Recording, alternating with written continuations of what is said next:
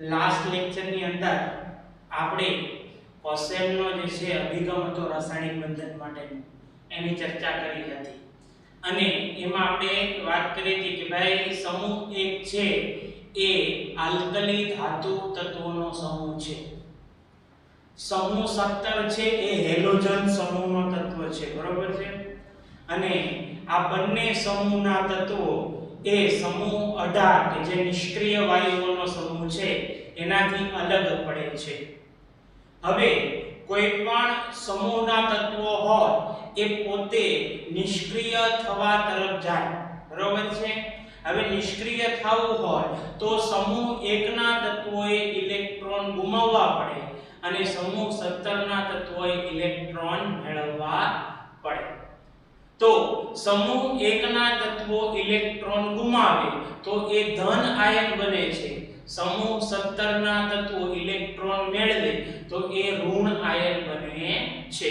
તો આ ધન આયન અને ઋણ આયન જે છે એમની વચ્ચે એક સમાન પ્રકારનું આકર્ષણ બળ જોવા મળે છે જેને સ્થિર વિદ્યુતીય આકર્ષણ બળ કહે છે, જેને પછીથી કોસેલે એ વિદ્યુત સંયોજક બંધ નામ આપ્યું।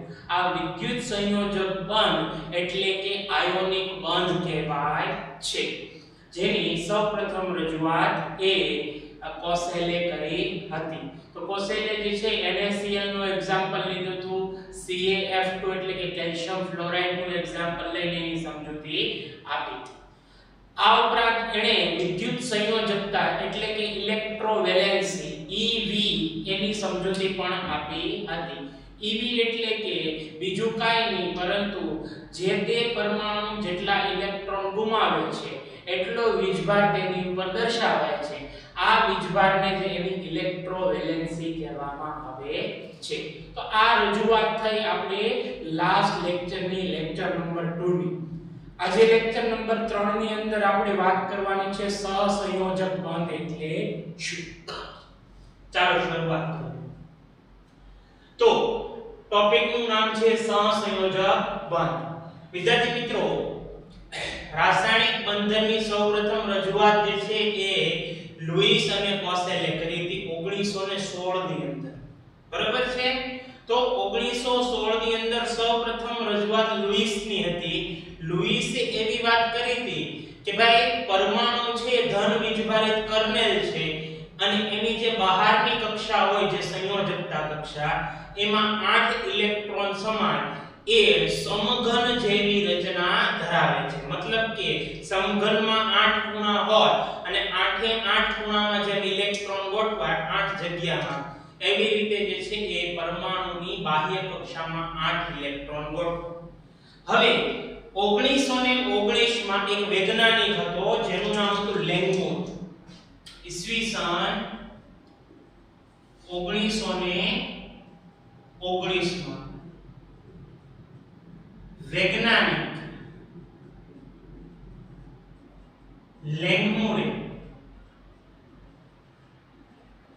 લેંગમુરે લુઈસની સમઘન વાળી સમજૂતીને નકારી દીધી, બરોબર છે કે ભાઈ આ જે છે ઈસવીસન 1919 ની અંદર એટલે કે 3 વર્ષ પછી લેંગમુર નામના એક વૈજ્ઞાનિકે લુઈસની થિયરી જે સમઘન વાળી થિયરી હતી એને નકારી દીધી। એણે એમ કીધું કે ભાઈ એવું બધા જ સંયોજનોમાં પોસિબલ નથી કે એની બાહ્ય કક્ષામાં 8 જ ઇલેક્ટ્રોન સમાન, બરોબર છે।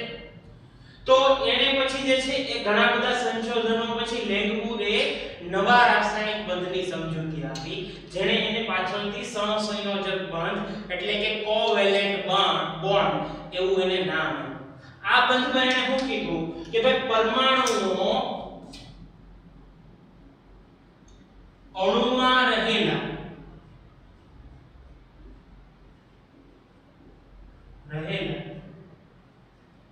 પરમાણુઓ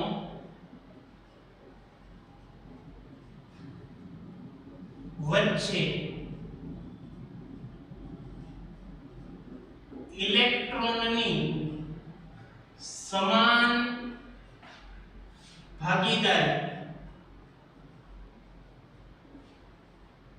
દ્વારા તેમની બાહ્ય કક્ષામાં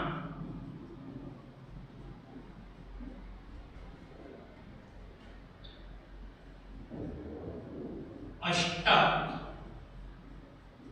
પૂર્ણ થાય છે અને પરમાણુઓ નિષ્ક્રિય વાયુ જેવી નિષ્ક્રિય વાયુઓ જેવી ઇલેક્ટ્રોન રચના પ્રાપ્ત કરે છે। તો આ જે કથન હતું એ કથનને એને નામ આપ્યું હતું કે ભાઈ સહસંયોજક બંધ। સહસંયોજક બંધ એટલે કે બહુ શોર્ટમાં આપણે લેવું હોય તો એમ કહી શકીએ કે ભાઈ પરમાણુઓ વચ્ચે ઇલેક્ટ્રોનની કેવી ભાગીદારી કે ભાઈ સમાન ભાગીદારી હોય કે ભાઈ એક ઇલેક્ટ્રોન આ રોકે બીજો ઇલેક્ટ્રોન સામેનો પરમાણુ રોકે અને એમની વચ્ચે જે ભાગીદારી થાય એને કહેવાય છે સમાન ભાગીદારી અથવા તો સહસંયોજક બંધ કહીએ છીએ। તો આનું જે સમજૂતી છે એ આપણે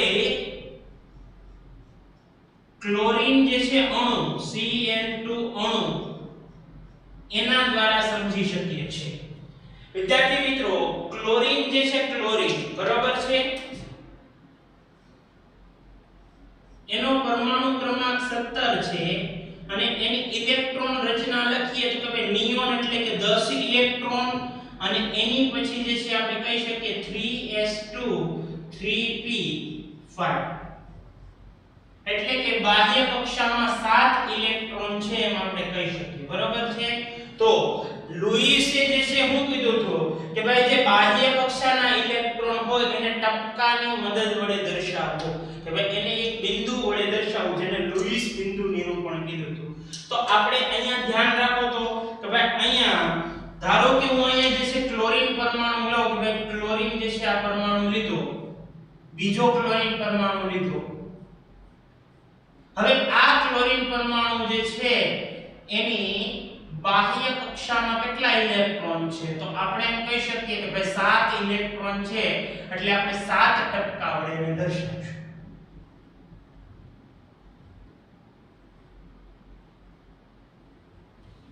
તો આ ક્લોરીન પરમાણુ પાસે પણ 7 છે આ ક્લોરીન પરમાણુ પાસે પણ 7 છે। હવે જો આને નિષ્ક્રિય થવું હોય આને જો એની બાજુમાં નિષ્ક્રિય કોણ છે આર્ગોન છે 18 નંબરનો હવે 18 ઇલેક્ટ્રોન પ્રાપ્ત કરવા હોય તો ક્લોરીન ને કેટલા ઇલેક્ટ્રોનની જરૂર હોય 1 ઇલેક્ટ્રોનની જરૂર હોય એનો મતલબ આ ક્લોરીન ને 1 ઇલેક્ટ્રોનની જરૂર છે આ ક્લોરીન ને 1 ઇલેક્ટ્રોનની જરૂર છે તો થાશે શું વિદ્યાર્થી આ ક્લોરીન જે છે આની પાસે જાહેર છે ભાઈ હું ગરીબ માણસ છું મારે હવે 1 ઇલેક્ટ્રોનની જરૂર છે બરાબર છે।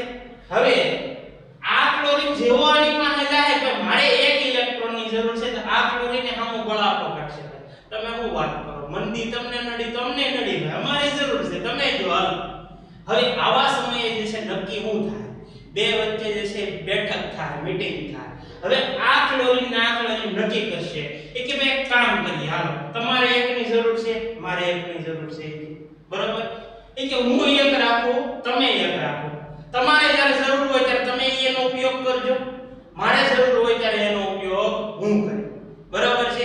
એટલે બે વચ્ચે જે છે સમજૂતીથી સહયારી ભાગીદારી દ્વારા જે છે એ નિર્ણય લેવાયો કે આપણે બે એક ઇલેક્ટ્રોન જે છે એ રોકીએ તમારે ઉપયોગ કરવો હોય તો એનો તમે ઉપયોગ કરજો મારે જરૂર પડશે ત્યારે એનો ઉપયોગ હું કરીશ તો આવા બંધ જે છે એને આપણે સહસંયોજક બંધ કહીએ છીએ। તો આ જે એક ઇલેક્ટ્રોનની ભાગીદારી થઈ હવે તમે જુઓ કે ભાઈ આ બે ઇલેક્ટ્રોન કોના ગણાશે આ ક્લોરીન ના ગણાશે આ બે ઇલેક્ટ્રોન કોના ગણાશે આ ક્લોરીન ના ગણાશે તો આ ક્લોરીન પાસે કેટલા ઇલેક્ટ્રોન છે ગણો તો વિદ્યાર્થી મિત્રો આપણે 2 2 4 2 6 ને 2 8 તો આ ક્લોરીન પાસે થઈ જશે 8 ઇલેક્ટ્રોન આ ક્લોરીન પાસે ગણો તો વિદ્યાર્થી મિત્રો કેટલા ઇલેક્ટ્રોન થશે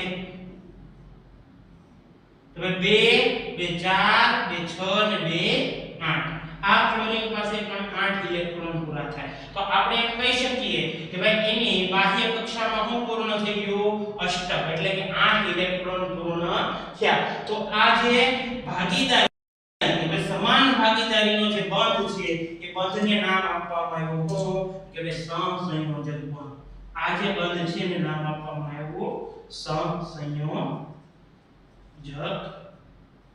બંધ બરાબર છે તો આવા બંધને આપણે સહસંયોજક બંધ કહીએ છીએ અને સહસંયોજક બંધ છે એ માટેની કેટલીક શરતો એવી હોય કે ભાઈ દરેક પરમાણુ જે છે રાસાયણિક બંધન બનાવે અથવા તો સહસંયોજક બંધ બનાવે ત્યારે એ ઓછામાં ઓછો આ એક બંધ બન્યો એનો મતલબ ઓછામાં ઓછો દરેક પરમાણુએ એક ઇલેક્ટ્રોન તો આપ્યો જ છે બરાબર છે એક ઇલેક્ટ્રોન જે છે દરેક પરમાણુએ આપ્યો જ છે વધારે પણ આપી શકે પરંતુ ઓછામાં ઓછો એક તો આપવો જ પડે ભાગીદારીમાં કાંઈક તો નાખવું પડે બરાબર અને એક બંધ હોય એની અંદર બે ઇલેક્ટ્રોન હોય યાદ રાખજો એક બંધની અંદર કેટલા ઇલેક્ટ્રોન હોય બે ઇલેક્ટ્રોન હોય બે બંધ હોય તો ચાર ઇલેક્ટ્રોન હોય ત્રણ બંધ હોય તો 6 ઇલેક્ટ્રોન હોય આ એક ખાસ યાદ રાખવાની વાત છે તો આ સહસંયોજક બંધની કેટલીક લાક્ષણિકતાઓ છે જે તમારા પાઠ્યપુસ્તકમાં 3-4 શરતો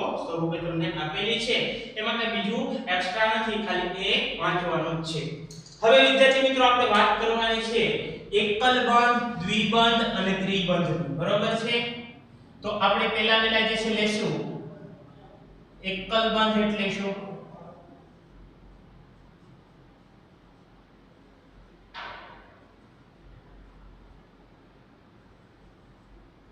તો એકલ બંધ છે એને અંગ્રેજીમાં સિંગલ બોન્ડ કહેવાય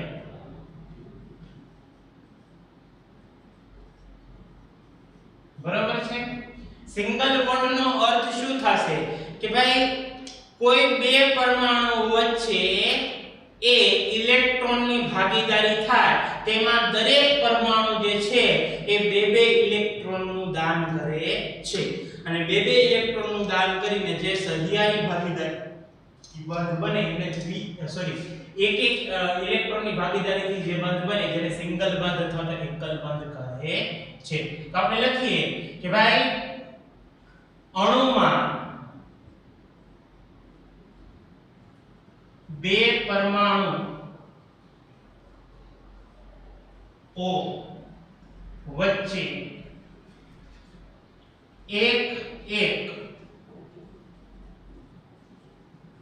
ઇલેક્ટ્રોનની સહિયારી ભાગીદારી દ્વારા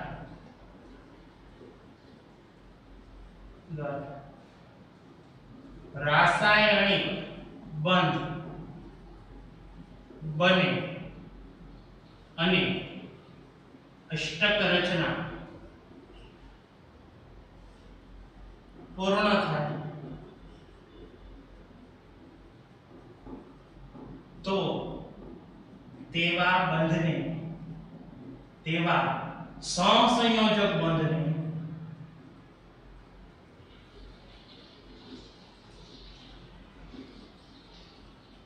એકલ બંધ એટલે કે સિંગલ બોન્ડ કહે છે બરાબર છે કે ભાઈ એકલ બંધ એટલે શું કે ભાઈ એક ઇલેક્ટ્રોનની ભાગીદારી બરાબર છે તો એક્ઝામ્પલ રીતે હું વાત કરું તો આપણે હમણાં જે છે Cl2 જોયું હતું એવી રીતે આપણે H2 લઈ શકીએ બરાબર છે પછી Cl2 ની હમણાં વાત કરી હતી Cl2 માં એક ઇલેક્ટ્રોનની ભાગીદારી થઈ હતી પછી આવા ઘણા બધા સંયોજનો છે HCl છે બરાબર છે તો આવા ઘણા બધા એક્ઝામ્પલ છે જેમાં એક ઇલેક્ટ્રોનની ભાગીદારી થઈ આમાંથી આપણે પરિવાર જે છે સમજાવવું હોય તો આપણે અહીં જોઈ લો કે હાઇડ્રોજન લઈ લઈએ વિદ્યાર્થી મિત્રો તમે ધ્યાનથી જુઓ હાઇડ્રોજન છે એની પાસે એક ઇલેક્ટ્રોન છે ને બે જોવે એને હિલિયમ એટલે નિષ્ક્રિય વાયુ બનવો હોય તો કેટલા ઇલેક્ટ્રોન જોવે બે જોવે આ હાઇડ્રોજન ને બે જોવે એટલે શું કરશે બે ભાગીદારી કરશે ભાગીદારી કરશે એટલે અહીંયા આ જે બે ઇલેક્ટ્રોન છે એ કોના થશે હાઇડ્રોજનના થશે આ બે ઇલેક્ટ્રોન આ હાઇડ્રોજનના થશે આની પાસે બે ઇલેક્ટ્રોન આની પાસે બે ઇલેક્ટ્રોન તો તમને એમ થશે અષ્ટક ક્યાં થયું 8 ઇલેક્ટ્રોન ક્યાં થયા તો તમને મેં કીધું તો અષ્ટકના નિયમની અંદર યાદ કરો કે ભાઈ હાઇડ્રોજન છે ડબલેટના નિયમનું પાલન કરે એ ઓક્ટેટ રૂલ જે છે અષ્ટકના નિયમનું પાલન કરતો નથી એ ડબલેટના નિયમનું પાલન કરે છે બરોબર HCl ની અંદર તમે જુઓ કે ભાઈ હાઇડ્રોજન જે છે હાઇડ્રોજન બરોબર એની પાસે એક ઇલેક્ટ્રોન છે જ્યારે ક્લોરીન ની વાત કરીએ તો ક્લોરીન પાસે 7 ઇલેક્ટ્રોન હોય કેટલા હોય બાહ્ય કક્ષામાં 7 ઇલેક્ટ્રોન હોય છે ક્લોરીન ને 1 ઇલેક્ટ્રોન ની જરૂર છે 8 કરવા માટે હાઇડ્રોજન ને 2 ઇલેક્ટ્રોન કરવા માટે 1 ની જરૂર છે એટલે શું કરશે બેની વચ્ચે થશે સમાન ભાગીદારી થાય તો આ બે ઇલેક્ટ્રોન જે છે હાઇડ્રોજન ના ગણાય આ બે ઇલેક્ટ્રોન કોના ગણાય ક્લોરીન ના ગણાય આની પાસે 2 ઇલેક્ટ્રોન થઈ ગયા આની પાસે કેટલા થઈ ગયા 8 ઇલેક્ટ્રોન થઈ ગયા તો આને કહેશું આપણે એકલ બંધ અથવા તો સિંગલ બોન્ડ પછી આપણે વાત કરીએ દ્વિબંધની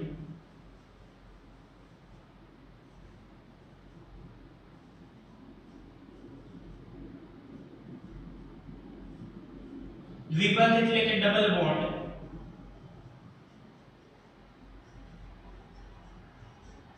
બરાબર છે તો આ વ્યાખ્યાની અંદર આપણે એક એક લખ્યું ત્યાં બે બે ઇલેક્ટ્રોન લગાડી દેવાનું છે બીજું કાઈ કરવાનું નથી આ વ્યાખ્યાની અંદર અણુમાં બે પરમાણુ વચ્ચે બે બે ઇલેક્ટ્રોનની સહિયારી ભાગીદારી દ્વારા રાસાયણિક બંધ બને અને અષ્ટક રચના પૂર્ણ થાય તો તેવા સહસંયોજક બંધને દ્વિબંધ કહે છે તો યાદ રાખજો અહીંયા હું લખતો નથી આખી વ્યાખ્યા તમે જે છે એ અહીંયા ખાલી સુધારો કરી નાખજો બે બે ઇલેક્ટ્રોનની અને એકલ લેખો ત્યાં દ્વિબંધ કરી નાખજો બરોબર છે તો આ વ્યાખ્યા થઈ જાય કોની દ્વિબંધની વ્યાખ્યા થઈ જશે આના એક્ઝામ્પલ જોઈએ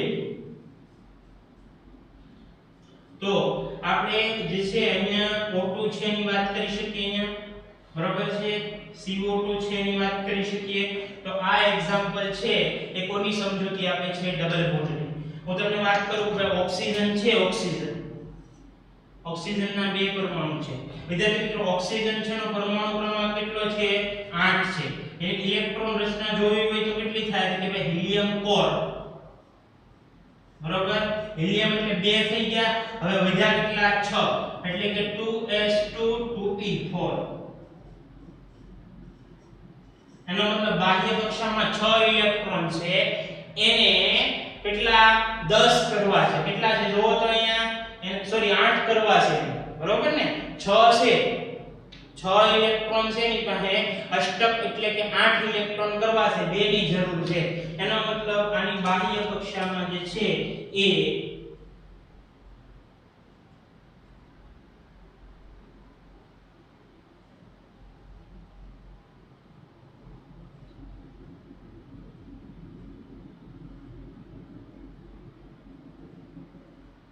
વિદ્યાર્થી મિત્રો 6 ઇલેક્ટ્રોન છે ઓક્સિજનની બાજુ હવે એને જરૂર છે કેટલાની 2 ઇલેક્ટ્રોનની હવે થાશે શું કે આ જે છે પહેલા એક એક ઇલેક્ટ્રોનની ભાગીદારી કરે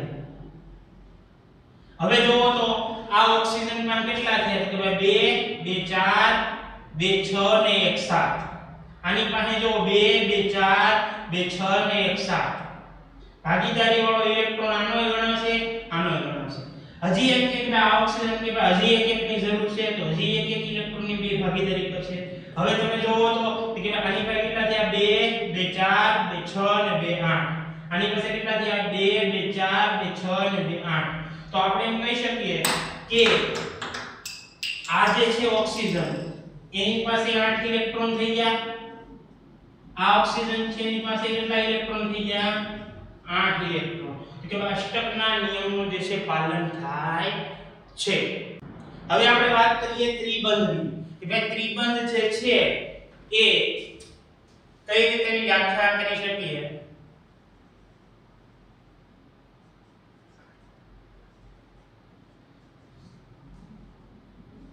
ત્રિબંધ છે ને આપણે કહી શકીએ ટ્રિપલ બોન્ડ બરાબર છે તો તો વિદ્યાર્થી મિત્રો વ્યાખ્યામાં કાંઈ બીજું નવું નથી કરવાનું. અહીંયા એક લખ્યું, ત્યાં આપણે 3 કરી નાખવાના છે. હવે 3 ઇલેક્ટ્રોનની સમાન ભાગીદારી થાય તો એને ત્રિબંધ કહીએ છીએ. એના એક્ઝામ્પલ છે કેટલા એની ચર્ચા કરીએ તો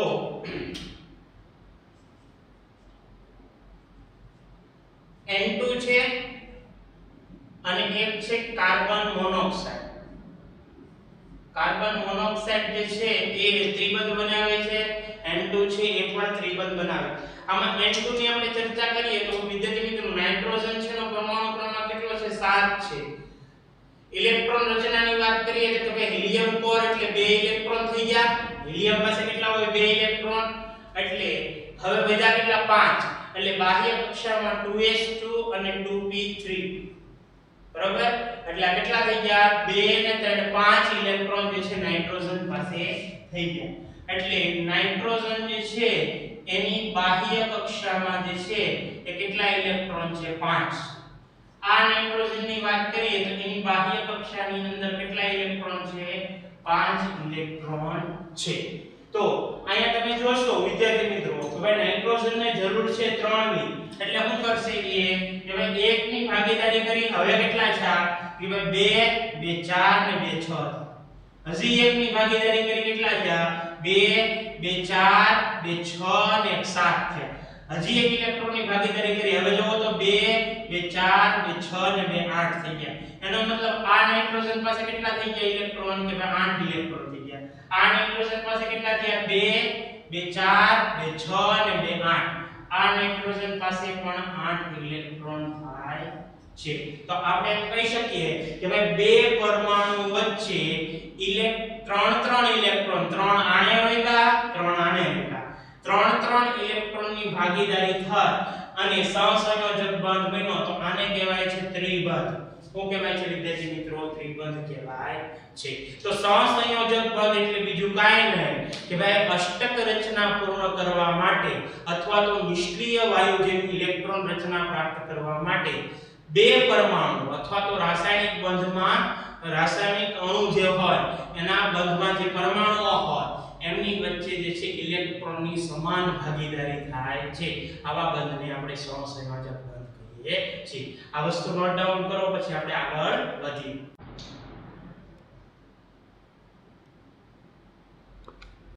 વિદ્યાર્થી મિત્રો હવે પછીનો જે અગત્યનો ટોપિક છે એ છે અષ્ટકનો નિયમ અને તેની મર્યાદા તેમજ કેટલીક ખામીઓ.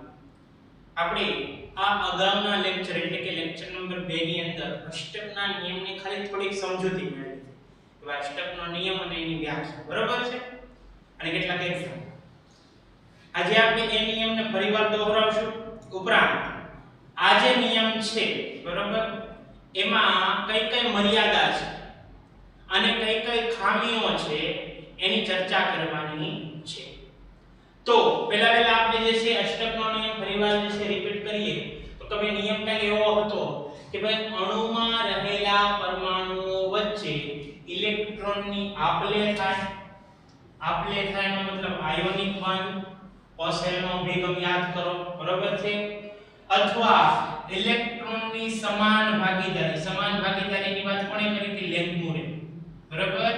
લેન્ગમુરે એટલે કે સહસંયોજક બંધ. કોણ હતો સહસંયોજક બંધ. ઇલેક્ટ્રોનની આપલેની વાત કોણે કરી હતી પોસેલ અને લુઈસે. પોસેલ બરાબર છે. પોસેલે વાત કરી એટલે આયોનિક બંધ.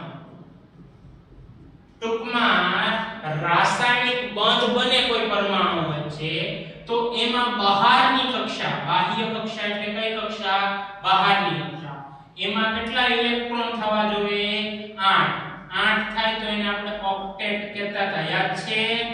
અને જો હાઇડ્રોજન છે એમાં 2 થાય એટલે એને આપણે ડબલેટ કહેતા હતા બરાબર છે.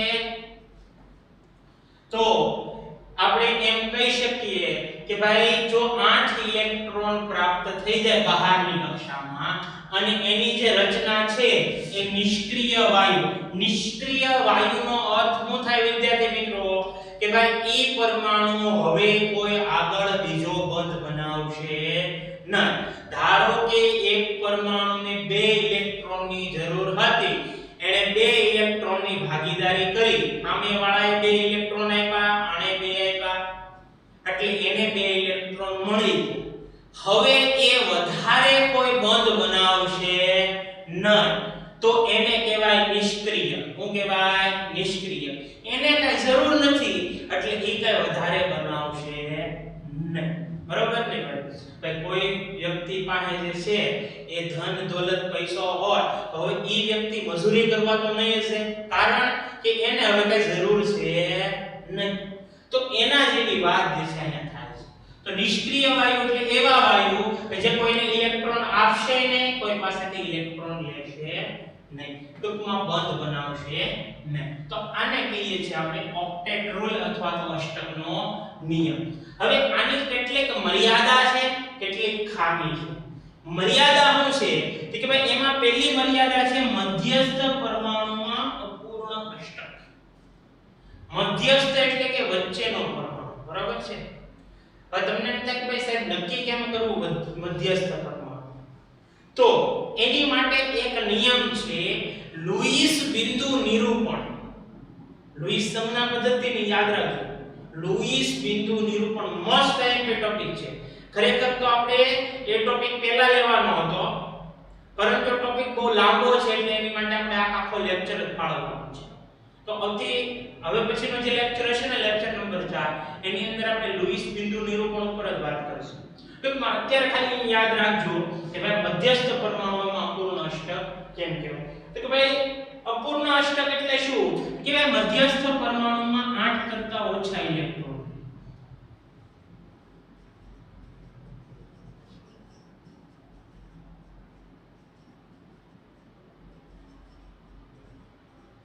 કરતા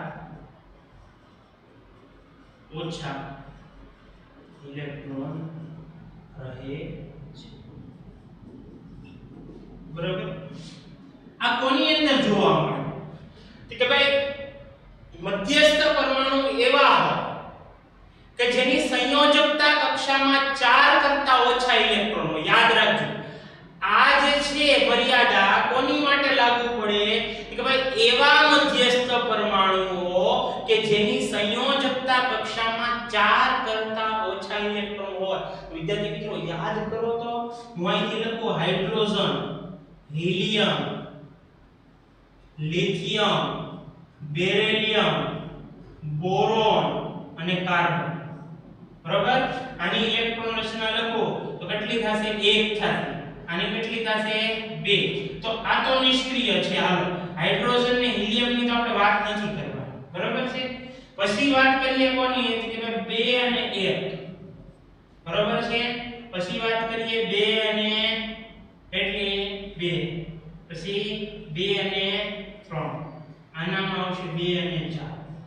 જો મેં શું કીધું કે કોની વાત કરવાની છે? કે જેની સંયોજકતા કક્ષામાં, સંયોજકતા કક્ષા એટલે કઈ થાય? બહારની. હવે આ બેમાં તો બહારની કક્ષા છે નહીં એટલે આપણે આની ચર્ચા કરશું નહીં. બરોબર? હાઇડ્રોજન હિલિયમ ની વાત નહીં આવે. હવે સંયોજકતા કક્ષામાં જુઓ તો 4 કરતા ઓછા બનાવના છે. કાર્બનમાં 4 છે એટલે આની વાત નહીં આવે. બરોબર? કોની વાત આવશે? કે ભાઈ લિથિયમ ની વાત કરશું, બેરિલિયમ ની વાત કરશું, બોરોન ની વાત કરશું.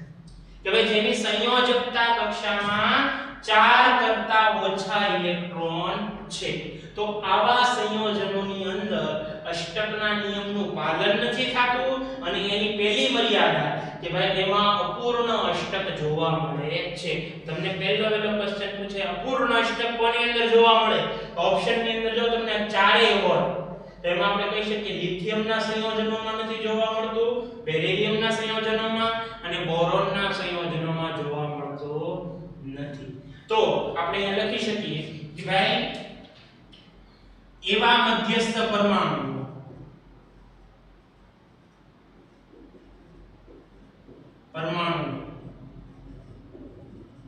કે જેમની સંયોજકતા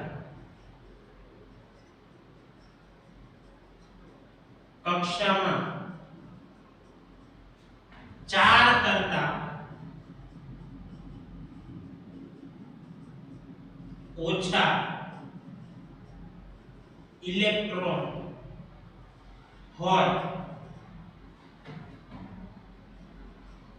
તેવા સંયોજન અપૂર્ણ અષ્ટક ધરાવે છે. એક્ઝામ્પલ તરીકે વાત કરું વિદ્યાર્થી મિત્રો તો અહીંયા આપણે વાત કરીશું પહેલું એક્ઝામ્પલ કે ભાઈ લિથિયમ જે છે એ ક્લોરાઇડ લિથિયમ ક્લોરાઇડ ની વાત કરું કે ભાઈ લિથિયમ ની અંદર જો તો બહારની કક્ષામાં કેટલા ઇલેક્ટ્રોન છે? એક ઇલેક્ટ્રોન છે. એક છે એનો મતલબ લિથિયમ ની બહારની કક્ષામાં આપણે એક ટપકું કરશું. બરોબર છે. ક્લોરીન ની વાત કરીએ તો ક્લોરીન પાસે 7 હોય. કેટલા હોય? 7. હવે થાશે હું કે ભાઈ અહીંયા એક ઇલેક્ટ્રોન ની ભાગીદારી થાય, સહસંયોજક બંધ બને. બરોબર છે. અહીંયા એક ઇલેક્ટ્રોન ની ભાગીદારી થાય, સહસંયોજક બંધ બન્યો. હવે જો લિથિયમ ની અંદર તો કેટલા થયા? 2 જ થયા. ક્લોરીન ની અંદર 8 થઈ ગયા. હાલો અહીંયા જે છે એ અષ્ટકના નિયમનું પાલન થયું, પણ અહીંયા કેટલા થયા? 2 ઇલેક્ટ્રોન થયા. અહીંયા અષ્ટકના નિયમનું પાલન થયું નથી. અપૂર્ણ અષ્ટક છે એમ કહી શકીએ. હું કહી શકીએ અપૂર્ણ, 8 કરતા ઓછા ઇલેક્ટ્રોન છે. પછી આપણે વાત કરીએ beryllium hydride. Beryllium hydride, beryllium જે છે મધ્યસ્થમાં રહે, 2 હાઇડ્રોજન એની આજુબાજુ રહે. બરોબર છે. આને કહેવાય મધ્યસ્થ. બેરિલિયમ જોવો તો બેરિલિયમની બાહ્ય કક્ષામાં કેટલા ઇલેક્ટ્રોન છે? 2. એટલે કેટલા ટપકા કરશો? અહીંયા આપણે 2 ટપકા કરીએ. હાઇડ્રોજન પાસે 1 ઇલેક્ટ્રોન હોય એટલે 1 ટપકું કરશું. હાઇડ્રોજનને તો જોવો 1 ની જરૂર છે એટલે સ્વાભાવિક છે 1 ઇલેક્ટ્રોનની ભાગીદારી કરે એટલે આની અંદર થઈ ગયા કેટલા? 2. હાલો આનું તો ડબલેટનું કામ થઈ ગયું. પછી આ હાઇડ્રોજન જોવો તો એની અંદર 2 થઈ ગયા એટલે ડબલેટના નિયમનું પાલન થાય. હવે બેરિલિયમમાં 8 થવા જોઈએ. કેટલા થાય છે? જોવો 2 અને 2 4. એટલે આપણે એમ કહી શકીએ બેરિલિયમની અંદર 4 ઇલેક્ટ્રોન છે. 4 ઇલેક્ટ્રોન એટલે કે અષ્ટકના નિયમનું પાલન થતું નથી. અપૂર્ણ અષ્ટક રે 8 કરતા ઓછા ઇલેક્ટ્રોન રહે છે. પછી આપણે વાત કરીએ ત્રીજું સંયોજન, બસ બોરોન ફ્લોરાઇડ BF3. બરાબર છે. તો BF3 ની અંદર વાત કરશું તો બોરોન જે છે એની આજુબાજુ 3 ઇલેક્ટ્રોન હશે. કેટલા છે? 3. ફ્લોરીન છે એની પાસે 7 ઇલેક્ટ્રોન હોય. કેટલા હોય? 7. બરોબર. અહીંયા જે છે આપણે નીચે કરીએ તો આ ફ્લોરીન પાસે પણ 7 ઇલેક્ટ્રોન છે. કેટલા છે? 7. બરોબર છે. આ ફ્લોરીન પાસે પણ 7 ઇલેક્ટ્રોન છે આપણે એમ કહીએ તો ફ્લોરીન ને 1 ઇલેક્ટ્રોન ની જરૂર છે એટલે સ્વાભાવિક છે કે બધા ફ્લોરીન એક એક બંધ બનાવશે. કે ભાઈ આ ફ્લોરીને જે છે 1 ઇલેક્ટ્રોન ની ભાગીદારી કરી એક બંધ બનાવ્યો, આ ફ્લોરીન એક બંધ બનાવ્યો, આ ફ્લોરીન એક બંધ બનાવ્યો. બધા ફ્લોરીન માં જો 8 ઇલેક્ટ્રોન થઈ ગયા. આની પાસે 8 ઇલેક્ટ્રોન થઈ ગયા, આ ફ્લોરીન પાસે 8 ઇલેક્ટ્રોન થઈ ગયા, આ ફ્લોરીન છે એની પાસે પણ 8 ઇલેક્ટ્રોન થઈ જાય છે. બોરોન માં 8 થવા જોઈએ પણ બોરોન માં કેટલા થાય છે? 2 2 4 ને 2 6. તો આપણે એમ કહી શકીએ કે બોરોન જે છે એની અંદર એ 6 ઇલેક્ટ્રોન થાય છે. એ અષ્ટકના નિયમનું પાલન કરતું નથી. તો આપણે એમ કહી શકીએ કે એની અંદર અપૂર્ણ અષ્ટક રહે છે. બરાબર છે. તો આ હતી અષ્ટકના નિયમની પહેલી મર્યાદા. વિદ્યાર્થી મિત્રો એ પછીની બીજી મર્યાદા છે એકી ઇલેક્ટ્રોન અણુ. કે ભાઈ કોઈ અણુ એવો હોય, હવે જો અષ્ટક હોય કે ડબલેટ હોય તો એની અંદર તમે જોશો ને કે ઇલેક્ટ્રોનની ભાગીદારી થાય. એનો મતલબ બબ્બેની જોડ હોવી જોઈએ, બેકીની જોડ હોવી જોઈએ. ક્યાંક એકીની જોડ હોય તો અષ્ટકના નિયમમાં તકલીફ પડી શકે. તો અહીંયા એમ કહી શકીએ કે ભાઈ કેટલાક અણુઓ એવા છે કે જેના ઇલેક્ટ્રોનની સંખ્યા છે એ એકી સંખ્યા હોય તો એમાં અષ્ટકના નિયમનું પાલન નથી થતું. તો કેટલાક અણુઓ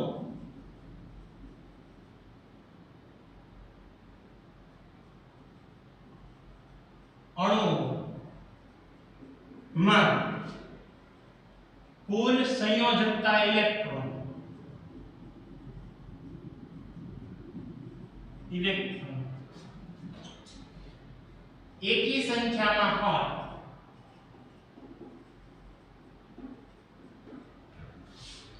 હોય તો તેમાં અષ્ટક પૂર્ણ થતું નથી.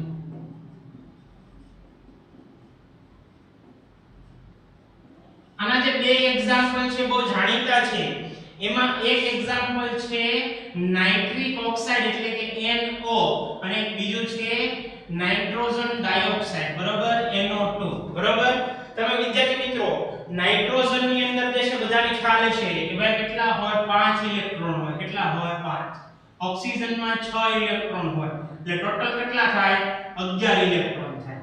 હવે નાઇટ્રોજન છે ની બહારની કક્ષામાં સંયોજકતા કક્ષામાં 5 હોય, ઓક્સિજન ની સંયોજકતા કક્ષામાં 6 હોય, ટોટલ કેટલા થાય 11. આ નાઇટ્રોજન જે છે એની પાસે કેટલા હશે તો કે 5 હશે. આ બે ઓક્સિજન પાસે થઈને કેટલા છે 6 દુને 12 એટલે કે 12 ને 5 17 ઇલેક્ટ્રોન થશે. તો આપણે એમ કહી શકીએ કે ભાઈ અહીંયા આ બધાનો જે કે સરવાળો થાય એ થાય એકી સંખ્યા થાય. શું થાય છે એકી સંખ્યા.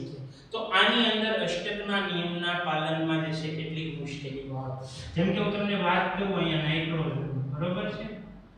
નાઇટ્રોજન જે છે એની પાસે 5 ઇલેક્ટ્રોન હોય છે. કેટલી હોય છે 5 બરોબર છે.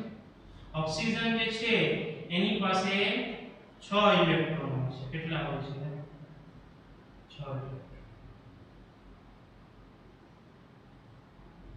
બરોબર. હવે બે વચ્ચે જે છે એક એક ઇલેક્ટ્રોનની ભાગીદારી થાય તો અહીંયા તમે જોઈ શકો છો આની પાસે કેટલા થયા 2 2 4 2 5 સોરી 2 2 4 ને 2 6 થાય. આની પાસે કેટલા થાય 2 2 4 2 6 ને 7 થશે. હજી એક એક ની ભાગીદારી કરો. હવે જોવો તો આ ઓક્સિજન પાસે કેટલા થઈ ગયા 8 થઈ ગયા. આની પાસે કેટલા થાય જોવો તો આની પાસે 7 થઈ ગયા. આ હે કે 2 2 4 ને 7. તો આપણે એમ કહી શકીએ કે અહીંયા અષ્ટકના નિયમનું પાલન થતું નથી. એવી રીતે તમે આની માટે પણ દોરો તો આમાં પણ અષ્ટકના નિયમનું પાલન થશે નહીં. બરાબર છે. તો આ હોય છે એકી ઇલેક્ટ્રોન અણુ હોય એની અંદર અષ્ટકના નિયમનું પાલન થતું નથી. વિસ્તરિત અષ્ટક. વિસ્તરિત અષ્ટક એટલે શું કે ભાઈ એવા સંયોજનો કેટલા એવા સંયોજનો હોય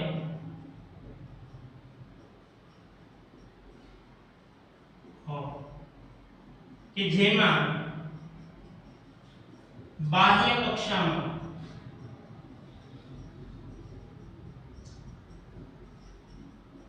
8 કરતા વધુ ઇલેક્ટ્રોન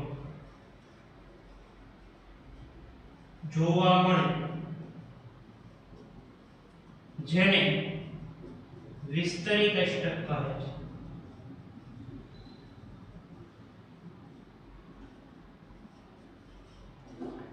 તો એના કેટલાક એક્ઝામ્પલ છે વિદ્યાર્થી મિત્રો.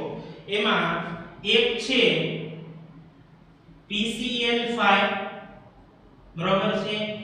એક છે SF6 સલ્ફર હેક્સાફ્લોરાઇડ અને એક છે H2SO4 બરોબર છે.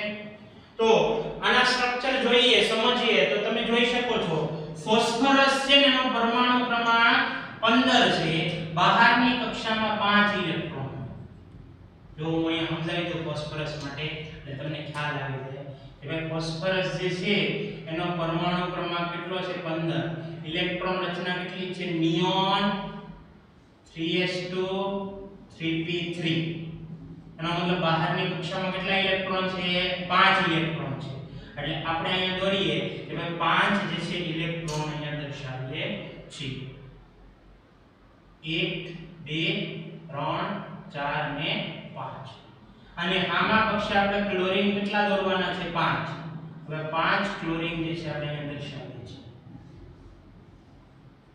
હવે ક્લોરીન પાસે 7 હોય. બધા ક્લોરીન પાસે કેટલા હોય વિદ્યાર્થી મિત્રો કે બધા ક્લોરીન પાસે 7 ઇલેક્ટ્રોન હોય છે. હવે 7 ઇલેક્ટ્રોન બધા ક્લોરીન પાસે હશે. તમે જોઈ શકો છો અહીંયા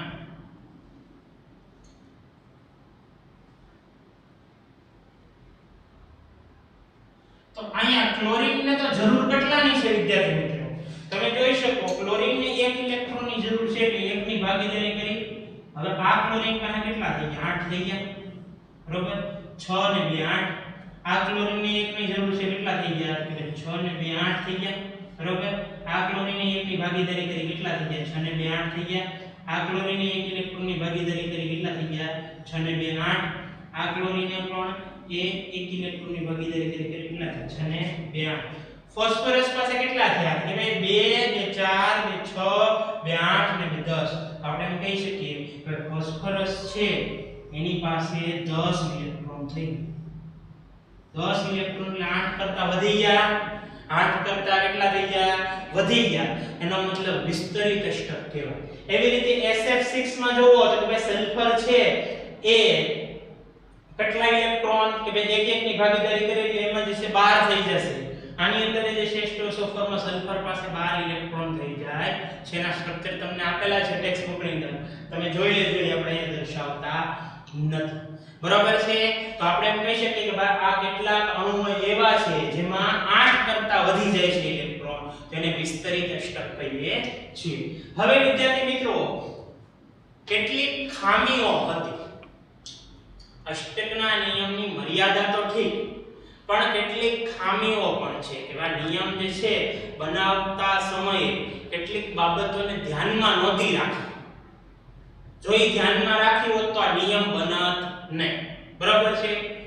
કઈ કઈ ખામી હતી તમે અષ્ટકનો નિયમ ધ્યાનથી જોશો ને તેમાં શું લખ્યું છે કે ભાઈ પરમાણુઓ રાસાયણિક બંધ દ્વારા બાહ્ય કક્ષામાં 8 ઇલેક્ટ્રોન પ્રાપ્ત કરી અને નિષ્ક્રિય વાયુ જેવી રચના પ્રાપ્ત કરે છે.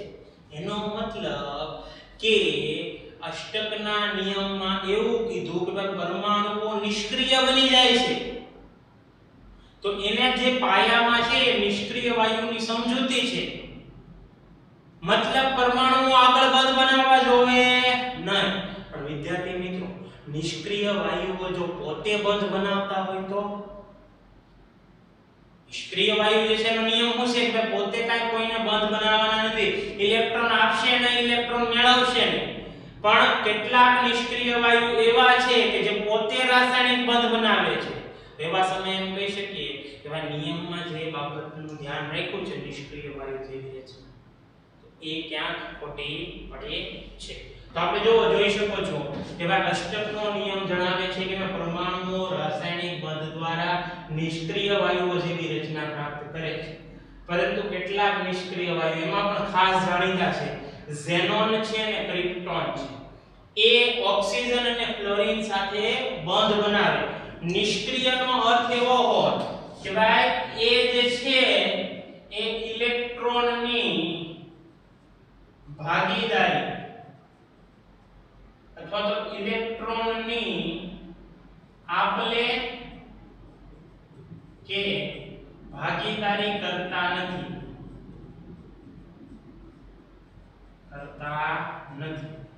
બરાબર છે. છતાં અહીંયા કેટલાક સંયોજનો છે ઇલેક્ટ્રોનની ભાગીદારી કરી અને બંધ બનાવે છે. એનો મતલબ જેનો આધાર લીધો એ આધાર જ ખોટો હતો. જે આધાર ઉપર નિયમ બન્યો એ આધાર જ કેવો હતો ખોટો. બરાબર છે. એની ખામી હતી. એને જો ધ્યાનમાં રાખ્યું હોત તો નિયમ ન બને. આ ઘણી જગ્યાએ બહુ કામે આવ્યો છે અષ્ટકનો, પણ જે આધાર ઉપર આ નિયમ બન્યો એ આધાર જ ખોટો છે. એને એમ કીધું નિષ્ક્રિય વાયુ એવા હોય જે બંધ જ ન બને, પણ આ બનાવે છે. તો આ ખામી કહી શકાય, પણ અપવાદ સ્વરૂપે પણ કહી શકાય કે ભાઈ કેટલાક સંયોજનો બનાવે છે, બધા નિષ્ક્રિય વાયુ ન બનાવે. તો બે બાબતો હોય. વિજ્ઞાન છે ને એ તર્કનો વિષય છે. એમાં બે સવાલે કરી શકીએ. કેટલાક સવાલોના જવાબ હોય પણ શકે ને કેટલાકના ન પણ હોય. બરોબર? તો તર્ક સંબંધિત વાત છે. તો અષ્ટકનો નિયમ જે છે એમાં એક ખામી આ હતી. બીજી ખામી હતી કે અષ્ટકના નિયમમાં ક્યાંય અણુના આકારની વાત નથી. એને શું કીધું 8 ઇલેક્ટ્રોન થવા જોઈએ. હવે 8 ઇલેક્ટ્રોન કયા આકારમાં થાય છે? ચોરસ આકાર છે, એનો સમચતુષ્ફલકી આકાર છે, ત્રિકોણીય પિરામિડ છે, રેખીય આકાર છે, કેવો આકાર છે એની ક્યાંય વાત જ નથી. મતલબ અણુને સમજવો હોય તો એના ભૂમિતિનો ખ્યાલ હોવો જોઈએ, ભાઈ કેવા પ્રકારની રચના ધરાવે. તો અષ્ટકના નિયમમાં એક બાબત પણ નથી. બીજું કે ભાઈ કોઈ પણ બંધ બને ને તો એમાં કઈક ઊર્જાની વાત હોય કે ભાઈ આ બંધ બન્યો તો એમાં એટલી ઊર્જાની જરૂર પડી, અથવા તો બંધ તૂટ્યો તો એની એટલી ઊર્જા ઉત્પન્ન થઈ. તો ઊર્જા વિશેની ક્યાંય વાત નથી. પછી કે ભાઈ 5 બંધ બન્યો તો સ્ટેબલ થઈ જવો જોઈએ, 4 બંધ બન્યો તો સ્ટેબલ થઈ જવો જોઈએ. તો આવી કોઈ સ્થાયીતાની વાત નથી. 8 થવા જોઈએ, ટૂંકમાં એની વાત હતી કે 8 થવા જોઈએ. હવે સ્ટેબલ છે કે નહીં એની ક્યાંય માહિતી નથી, આ સ્થાયી અણુ છે કે નહીં. બરોબર. તો સ્થાયીતાની વાત નથી, ઊર્જાની કઈ વાત નથી, આકારની કઈ વાત નથી. આ બધી બાબતોને ધ્યાન રાખવામાં નહોતી આવે નિયમ બહાર પાડ્યા. મેઈન વાત તો ખાસ હતી કે નિષ્ક્રિય વાયુઓની એને વાત કરી કે એના જેવી રચના પ્રાપ્ત કરે, પણ એવું એને નોટિસ ન કર્યું કે આ નિષ્ક્રિય વાયુ તો બંધ બનાવે, આ તો સંયોજન બનાવે છે, તો આપણે એને આધાર રાખી ખોટી વાત છે. તો આ કેટલીક ખામીઓ રહી ગઈ હતી. તો આ તો વિદ્યાર્થી મિત્રો અષ્ટકનો નિયમ, એની મર્યાદા અને કેટલીક ખામી. આ જો વિદ્યાર્થી મિત્રો આ થિયરીની અંદર પણ આ ટોપિક અગત્યનો છે. થિયરીની કામ ગણો તો ભાઈ 11મું ધોરણ તો કાંઈ એટલું બધું ઇમ્પોર્ટન્ટ ન હોય થિયરીની બાબતે, પણ એમસીક્યુ પણ કેટલાક એવા છે કે જે આમાંથી પૂછાઈ શકે છે. બરોબર છે. તો આજનો લેક્ચર વિદ્યાર્થી મિત્રો આપણે અહીંયા સુધી રાખીએ છીએ. આવતા લેક્ચરની અંદર આપણે લુઈસ બિંદુ નિરૂપણ જે મોસ્ટ ઇમ્પોર્ટન્ટ ટોપિક છે, ખાસ કહું છું એમાં ખાસ ધ્યાન રાખજો. બરોબર છે. Thank you.